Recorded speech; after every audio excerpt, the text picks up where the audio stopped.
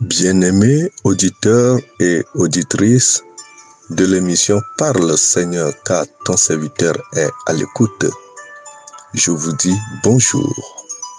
Cette émission vous est présentée par le serviteur de Dieu, Sanvi Kokou Apetobo Samuel.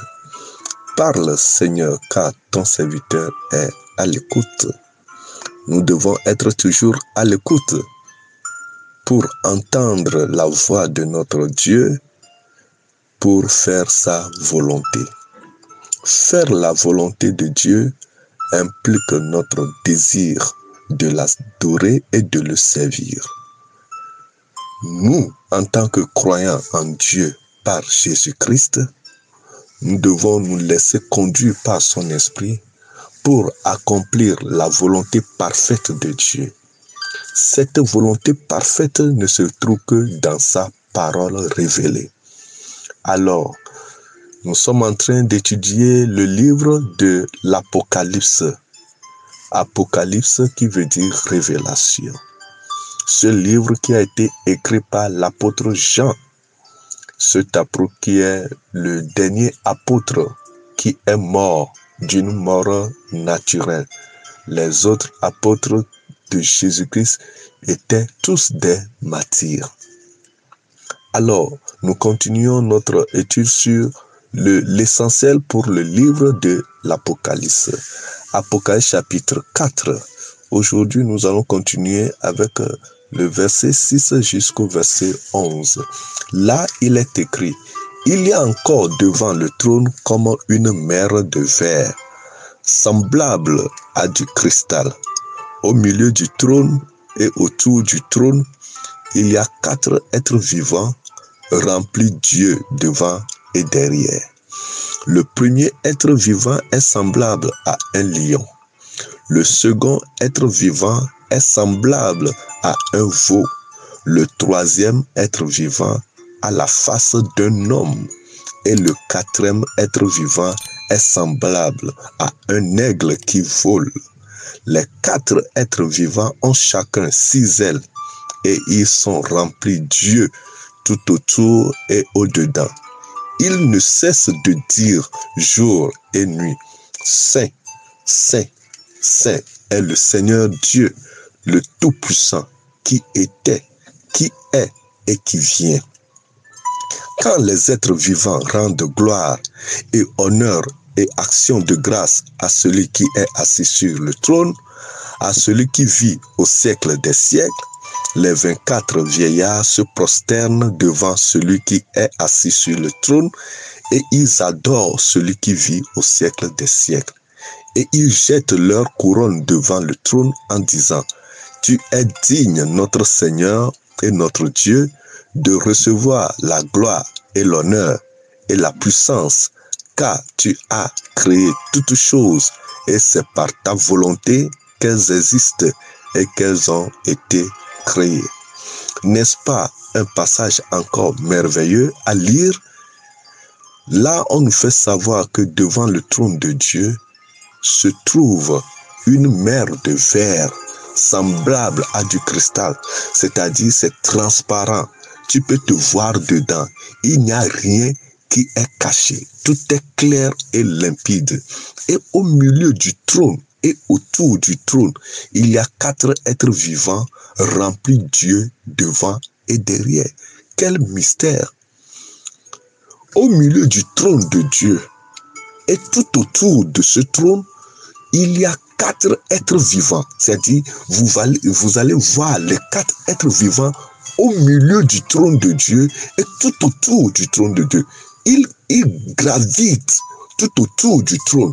Ils rentrent dans le trône, ils contournent le trône, ils protègent le trône. Ces 4 êtres vivants qui ont des yeux devant et derrière. Vous ne pouvez pas toucher le trône de Dieu parce que le trône est protégé par 4 êtres vivants remplis Dieu devant et derrière. Quel mystère! C'est affreux, ça fait peur. Le trône de Dieu est protégé. Mais le verset 7 nous dit, le premier être vivant est semblable à un lion. Le second être vivant est semblable à un veau.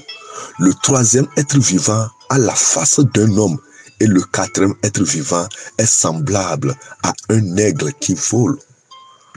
Oh, le Seigneur est merveilleux. Le premier, les quatre êtres vivants nous annoncent l'image des œuvres de notre Seigneur Jésus-Christ. Le premier être vivant est semblable à un lion. Il est le roi de la tribu de Juda. Il est le lion de la tribu de Juda. Ça, c'est Jésus-Christ notre Seigneur, le lion de la tribu de Juda.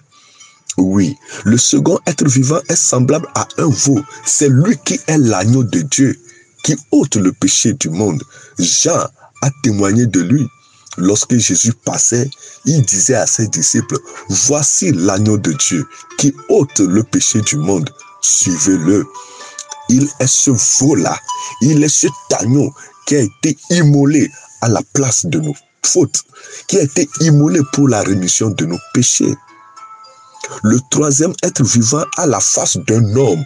Oui, Jésus-Christ est le Fils de l'homme. La parole était avec Dieu au commencement. La parole était Dieu et la parole est avec Dieu. Elle s'est faite chair et a habité au milieu de nous. On l'appelle Fils de l'homme.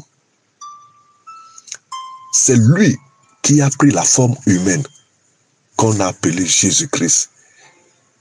Il était homme. Il a parcouru tout Israël, annonçant la parole de Dieu, prêchant l'évangile, guérissant les malades, chassant les démons, ressuscitant les morts. Il est ce Fils de l'homme. Oui. Et dans ses paroles, il le dit souvent, lorsque le Fils de l'homme apparaîtra. Bien-aimés auditeurs et auditrices, si nous nous soumettons à la parole de Dieu, comme l'apôtre Paul nous le dit, Dieu nous révélera les profondeurs de notre Seigneur Jésus-Christ. Et le quatrième être vivant est semblable à un aigle qui vole. Oui, la Bible dit que Dieu nous fera asseoir avec Jésus-Christ dans les lieux célestes. Il est cet aigle-là, c'est pourquoi on dit, nous allons courir comme de l'aigle sans se fatiguer. Cet aigle qui est l'image du ministère prophétique, devant ses yeux, rien n'est caché. Bien-aimés auditeurs et auditrices, donnons-nous au Seigneur Jésus-Christ. C'est lui seul qui est assis sur le trône de Dieu. Alléluia. Comme le livre des Hébreux nous le dit, assois-toi à ma droite jusqu'à ce que je fasse de tes ennemis tes marchepieds. Le verset 8 nous dit ceci. Les quatre êtres vivants ont chacun 6 ailes et ils sont remplis Dieu tout autour et au-dedans. Ils ne cessent de dire jour et nuit, Saint, Saint, Saint est le Seigneur Dieu le Tout-Puissant, qui était, qui est et qui vient.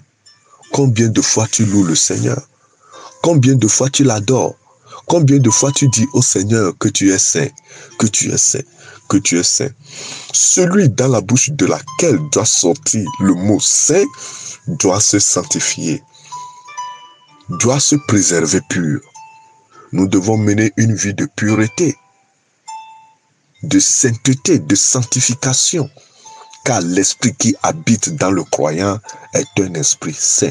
C'est pourquoi on l'appelle le Saint-Esprit. Auparavant, il était appelé l'Esprit du Seigneur. L'Esprit du Seigneur est sur moi. Lorsque Jésus-Christ est venu, on nous parlait du Saint-Esprit. Il est saint et il habite dans un corps saint. Quand les êtres vivants rendent gloire et honneur et action de grâce à celui qui est assis sur le trône, à celui qui vit au siècle des siècles, les 24 vieillards se prosternent devant celui qui est assis sur le trône et ils adorent celui qui vit au siècle des siècles. Et ils jettent leur couronne devant le trône en disant, « Tu es digne, notre Seigneur et notre Dieu, de recevoir la gloire et l'honneur et la puissance, car tu as créé toutes choses et c'est par ta volonté qu'elles existent et qu'elles ont été créées. » Ces 24 vieillards, la Bible témoigne qu'ils sont assis sur 24 trônes et ils ont des couronnes d'or sur la tête. Mais lorsque le moment d'adoration vient, la Bible dit qu'ils jettent leurs couronnes par terre et ils se prosternent devant celui qui vit des siècles et ils disent: Saint, Saint, Saint est notre Dieu. Tu es digne, notre Seigneur et notre Dieu, de recevoir la gloire et l'honneur et la puissance. Comment est-ce que nous adorons Dieu? Au moment de l'adoration, est-ce que nous gardons toujours notre égoïsme, notre orgueil, notre moi? Au moment de l'adoration, est-ce que toi, en tant qu'homme de Dieu, tu te prosternes devant le Seigneur? Ou bien tu restes au bureau, on finit l'adoration et toi tu viens comme étant le chef pour prêcher. La parole ne te concerne pas, l'adoration ne te concerne pas, la louange ne te concerne non plus. Es-tu semblable à ces 24 vieillards? Ils ont la couronne d'or sur la tête, mais au temps de l'adoration, ils jetaient leur couronne devant le trône en disant: Tu es digne, notre Seigneur, de recevoir la gloire et l'honneur et la puissance, car tu as créé toutes choses, et c'est par ta volonté qu'elles existent et qu'elles ont été créées. Que le Seigneur nous garde, que sa paix demeure sur nos cœurs, au nom de Jésus-Christ. Vous venez d'écouter la voix de vos serviteurs, Sanvi Kokou Apetogbo Samuel. Il n'est pas encore trop tard pour recommencer l'adoration, car le meilleur reste toujours à venir. Paix et joie à notre cœur et à bientôt. Bye bye.